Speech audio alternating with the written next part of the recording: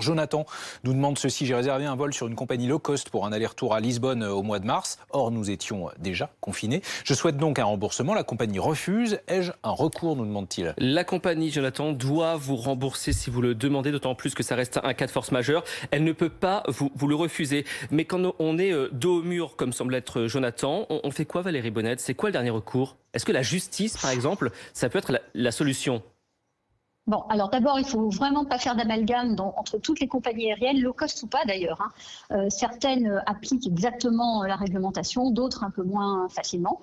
Dans ce cas-là, effectivement, je suis le conseil qui vient d'être donné, c'est-à-dire il faut insister auprès de la compagnie et puis demander le remboursement, puisque le vol, si j'ai bien compris, n'a pas été effectué du fait de la compagnie. Il y avait un confinement et le vol n'était pas opéré.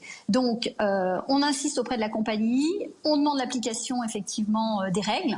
Les règles, ce sont que la compagnie rembourse ou qu'elle propose un avoir, mais elle ne peut pas l'imposer. Puis derrière, vous avez le médiateur du tourisme. Il faut vérifier que la compagnie aérienne est bien couverte par cette médiation, mais ce médiateur du tourisme, il est ouvert à tous les consommateurs passagers, donc français, et il peut exposer son cas et demander l'intervention du médiateur qui trouvera certainement une solution en équité. Oui, aller en justice, c'est l'ultime possibilité, mais honnêtement, il vaut mieux saisir le médiateur et la compagnie en général, si elle est dans la médiation du tourisme, et c'est le cas pour les compagnies, pour beaucoup de compagnies, les Ryanair et EasyJet notamment. Je ne sais pas quelle est la compagnie concernée.